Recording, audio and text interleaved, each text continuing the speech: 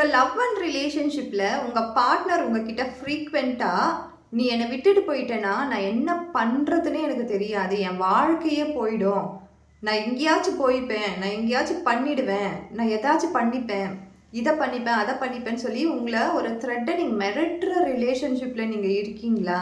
அப்படி இருந்தீங்கன்னா இந்த பதிவு உங்களுக்கானது தான்.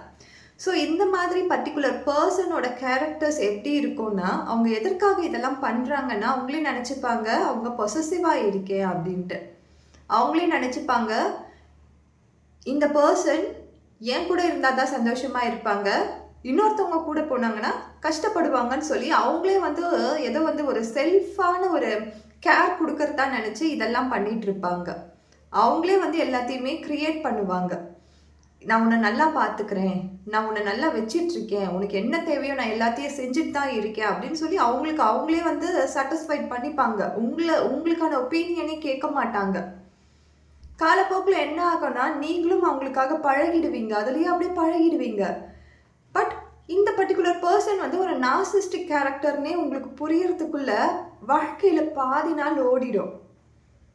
இந்த பர்டிகுலர் பர்சனோட கேரக்டர்ஸ் என்னவாக இருக்குது அப்படின்னு நம்ம பார்த்தோன்னா, எனக்கு கிடைக்காத ஒரு விஷயம், என்கிட்ட இருந்து போன ஒரு விஷயம் யாருக்குமே சந்தோஷம் கொடுக்கக்கூடாது, இதாக தான் அவங்களோட கிளைமாக இருக்கும்.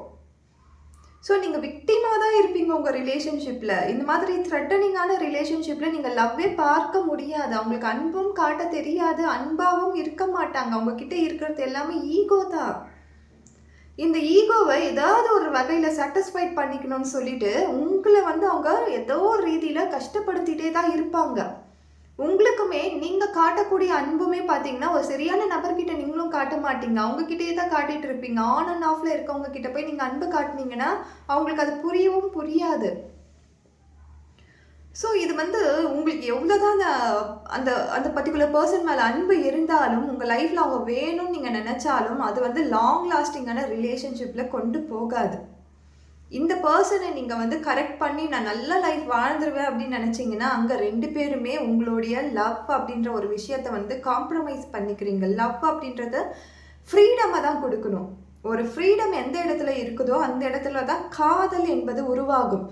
ஃப்ரீடமே இல்லாத இடத்துல அன்பு உருவாகவே உருவாகாது. ஸோ நீங்கள் உங்களுடைய லவ் லைஃப்பில் இந்த மாதிரி ஃப்ரீடம் இல்லாத சூழ்நிலையில், இண்டிபெண்ட் இல்லாத சூழ்நிலையில் இருக்கீங்கன்னா அது நார்சிஸ்டிக்கான ஒரு ரிலேஷன்ஷிப்பாக தான் இருக்கும். அதில் எந்த ஒரு முன்னேற்றத்தையும் நீங்கள் பார்க்க மாட்டீங்க. ஒரு லாங் லாஸ்டிங்கான ஒரு ரிலேஷன்ஷிப்பாக இருக்காது.